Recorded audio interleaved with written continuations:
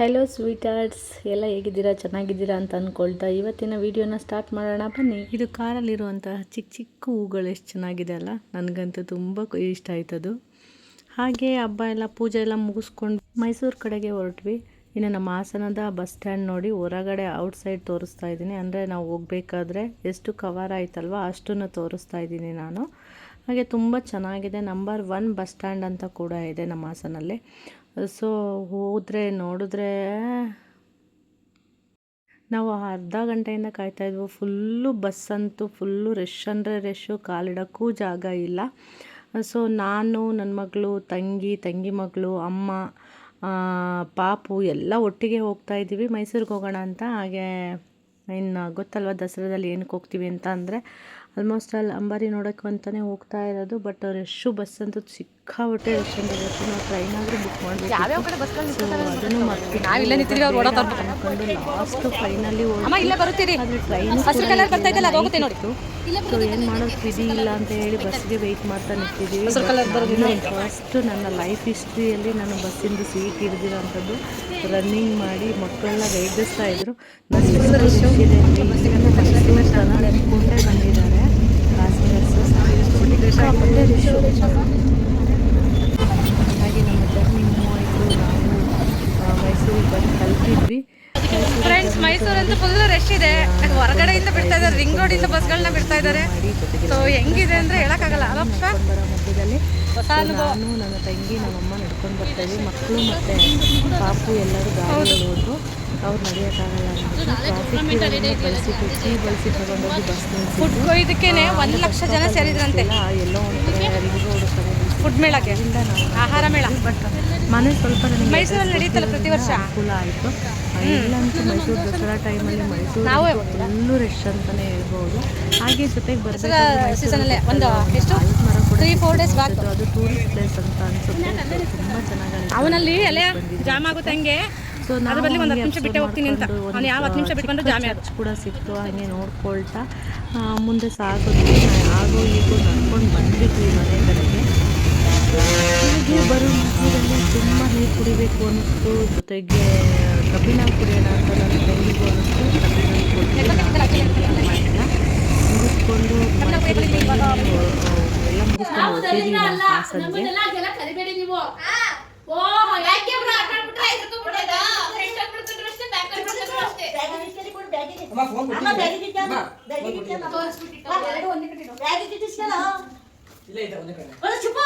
ನಾನಿವಾಗ ಅಳ್ತಾ ಹೋಗ್ಲೇಬೇಕು. ಯಾವ್ದಕ್ಕೆ ನೀಟಾಗಿ ನಮ್ಮ ಇದು ಬಾಣಂತಂದಲೂ ಕುಂಕುಮ ಕೊಟ್ಟಿಲ್ಲ. ಬಾಕಕ್ಕೆ ಬೀಗಾಕಿ ಅಯ್ಯೋ ಕುಂಕುಮ ಕೊಟ್ಟಿಲ್ಲ ಅಂತ ಒಂದೊಂದು ಬಾಕ ತೆಗೆದು ಒಂಚೂರು ಎಣ್ಣೆ ತಂದು ಏನಕ್ಕೆ ಲ್ಯಾಪ್ಟಾಪು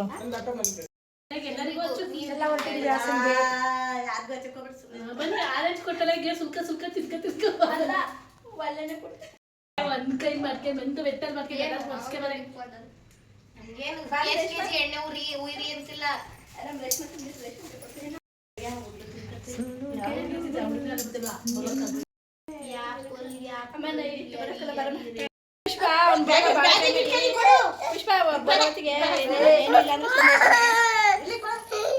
ಇವತ್ತು ವರ್ಷದ್ದು ಒಂದು ಆಟ ಸಾಮಾನು ಹೇಗಿದೆ ನೋಡಿ.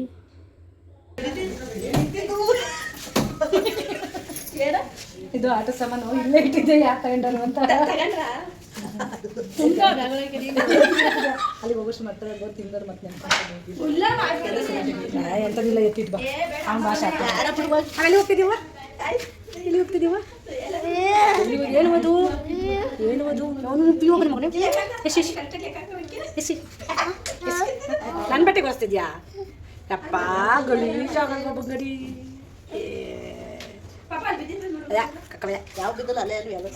ಬರುವಾಗ ಇರೋವಂಥ ಖುಷಿ ಹೋಗ್ಬೇಕಾದ್ರೆ ಇರಲ್ಲ. ಆ್ಯಕ್ಚುಲಾಗಿ ಹೇಳ್ಬೇಕಂದ್ರೆ ನಾವು ಹೊರಟ್ಬಿಟ್ವಿ. ಹೊರಟಾಗ ಒಂಥರ ಏನೋ ಮನಸ್ಸಿಗೆ ಬೇಜಾರಾಗತ್ತೆ.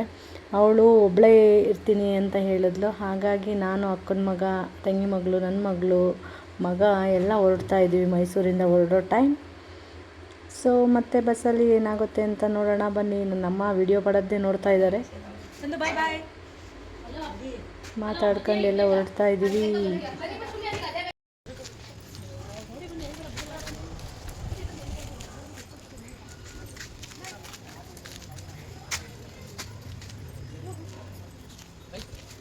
ಬಾಯ್ ಬಾಯ್ ಬಾಯ್ ಬಾಯ್ ಬಾಯ್ ಬಸ್ಸಡಿಗ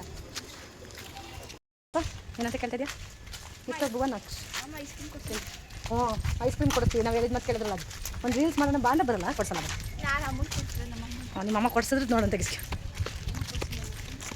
ಎಲ್ಲ ಕೊಡ್ಬೇಕಲ್ಲ ಕುಡಿ ಏಕೆ ನಾನೇ ಕೊಡಬೇಕು ನಿಮಗೆ ಯಾವ ಲೆಕ್ಕದಲ್ಲಿ ಕೊಡಬೇಕು ನಮ್ಮ ಹಳೆ ಲೆಕ್ಕ ಯಾವುದೂ ಇಲ್ಲ ನಿನಗೂ ನನಗೂ ಲೆಕ್ಕಾಚಾರನೇ ಇಲ್ಲ ಅಮ್ಮ ಬ್ಯಾಗ್ ಕೊಡ ಬಂದೆ ತಕ್ಕತೀನಿ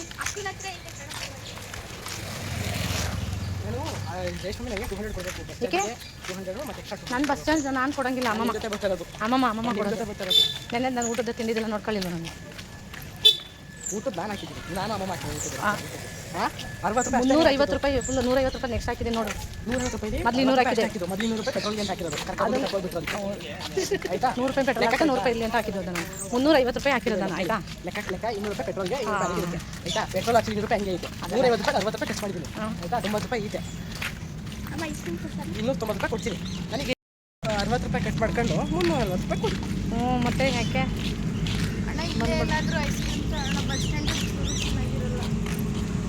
ಇಲ್ಲಿ ಮೆಲ್ಟ್ ಆಗುತ್ತೆ ಮೆಲ್ಟ್ ಆಗೋಗುತ್ತೆ ಚಿನ್ನ ಅಲ್ಲಿ ಬಸ್ಸಲ್ಲಿ ಕೂತ್ಕೊಳ್ಳೋಕೆ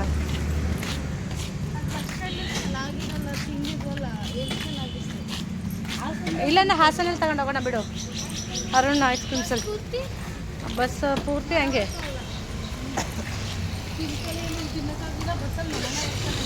ಹ್ಞೂ ಮನೇಲಿ ಊಟ ಮಾಡ್ರಪ್ಪ ಅಂತಂದು ಊಟ ಮಾಡಲ್ಲ ಹೊರಗಡೆ ಯಾವುದೂ ಕೊಡ್ಸಲ್ಲ ನಾವು ಹೇಳಿದ ಮಾತು ಕೇಳಿದ್ರೆ ಮಾತ್ರ ಫುಲ್ ಹೊಟ್ಟೆ ತುಂಬ ತಿನ್ನಬೇಕಿತ್ತು ಅವಾಗನೇ ಕೊಡಿಸ್ತಾ ಇದ್ದೀನಿ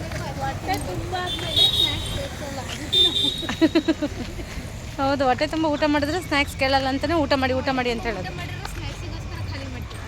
ಅಯ್ಯಪ್ಪ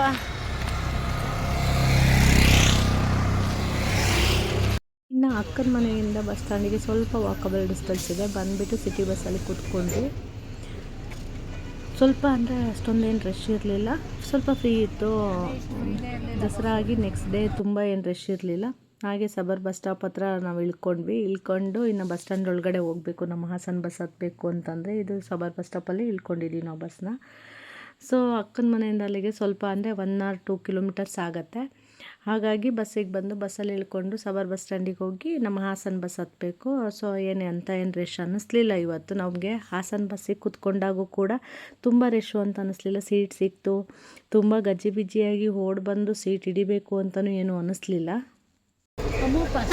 ಫಸ್ಟ್ ಟೈಮ್ 70 rupees ಅಷ್ಟೇ ಆಗಿರೋದು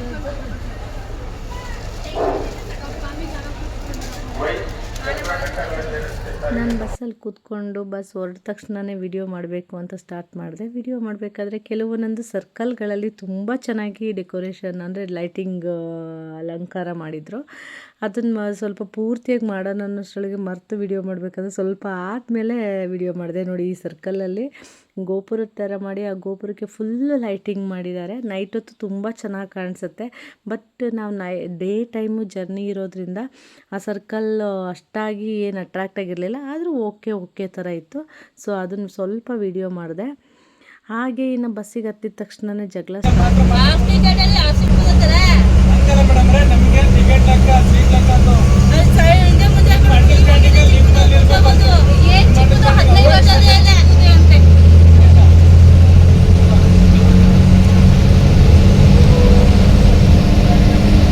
ಹಾಗೆ ಬರಬೇಕಾದ್ರೆ ಮೊಸಳೆ ಹೊಸಳ್ಳಿ ಹತ್ರ ನಾನು ವಿಡಿಯೋ ಮಾಡೋಕ್ಕೆ ಸ್ಟಾರ್ಟ್ ಮಾಡಿದೆ ಏನಕ್ಕೆ ಅಂದರೆ ಆಕ್ಸಿಡೆಂಟ್ ಆಗಿದ್ದಿದ್ದು ಸ್ವಲ್ಪ ವಿಡಿಯೋ ನೋಡೋಣ ಎಲ್ಲಾಗಿತ್ತು ಅಂತ ಒಂದು ಜಾಗನ ನೋಡ್ತಾ ಇದ್ದೀನಿ ಆ ಜಾಗನ ವಿಡಿಯೋ ಮೂಲಕ ನಿಮಗೂ ಕೂಡ ತೋರಿಸೋಣ ಅಂತ ಅಂದ್ಬಿಟ್ಟು ಇವಾಗ ಎಷ್ಟು ರೋಡು ಫ್ರೀ ಇದೆ ಅವತ್ತು ಹೆಂಗಿಂದ ಬಂದು ಡಿವೈಡ್ರಿಂದ ಬಂದು ಆಗಿದೆ ಫ್ರೆಂಡ್ಸ್ ಇನ್ನು ಡೇ ಟೈಮಲ್ಲಿ ಮೊಸಳೆ ಹೊಸಳ್ಳಿ ಆಕ್ಸಿಡೆಂಟ್ ಆಗಿರೋ ಜಾಗ ಎಲ್ಲಿದೆ ಅಂತ ಹೇಳ್ಬಿಟ್ಟು ನಾನು ತುಂಬ ದೂರದಿಂದನೇ ವಿಡಿಯೋ ನೋಡ್ಕೊಳ್ತಾ ಬಂದೆ ಏನಕ್ಕೆ ಅಂತಂದರೆ ನನಗೂ ಪರ್ಫೆಕ್ಟ್ ಜಾಗ ಇದೆ ಅಂತ ಗೊತ್ತಿರಲಿಲ್ಲ ಅದರಿಂದ ನಿಯರ್ಲಿ ಒಂದು 8 ಕಿಲೋಮೀಟರ್ ಹಿಂದೆಯಿಂದ ಕೂಡ ನಾನು ವಿಡಿಯೋ ಮಾಡ್ಕೊಂಡು ಬಂದೆ ಅಂತಲೇ ಹೇಳ್ಬೋದು ಬಟ್ ಲಾಸ್ಟಿಗೂ ಅಟ್ಲಾಸ್ಟ್ ಜಾಗ ಸಿಕ್ತು ನನಗೆ ನಿಮಗೂ ಕೂಡ ಅದನ್ನು ಕ್ಯಾಪ್ಚರ್ ಮಾಡಿ ಮೆನ್ಷನ್ ಮಾಡಿರ್ತೀನಿ ನೋಡಿ ಅದೇ ಜಾಗ ಅಂತ ಅಂದ್ಬಿಟ್ಟು ಸೊ ಆ ಥರ ಅವಘಡ ಆಗಬಾರ್ದಿತ್ತು ಯಾರಿಗೂ ಒಂದದು ಬ್ಲ್ಯಾಕ್ ಡೇ ಅಂತಲೇ ಹೇಳ್ಬಹುದು ಅವತ್ತಿನ ದಿನ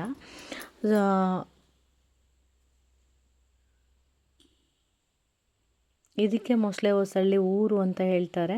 ಸೊ ಇಲ್ಲಿಂದನೇ ನೋಡಿ ಆ ಜಾಗನ ತುಂಬ ಚೆನ್ನಾಗಿ ನಾನು ಕ್ಯಾಪ್ಚರ್ ಮಾಡಿ ಅದನ್ನು ಹಿಡ್ದಿದ್ದೀನಿ ನೋಡಿ ಫ್ರೆಂಡ್ಸ್. ಇನ್ನು ಮೊಸಳೆ ಹೊಸಳ್ಳಿಲಿ ಆಕ್ಸಿಡೆಂಟ್ ಆಗಿರೋಂಥ ಜಾಗ ಇದೆ ನೋಡಿ.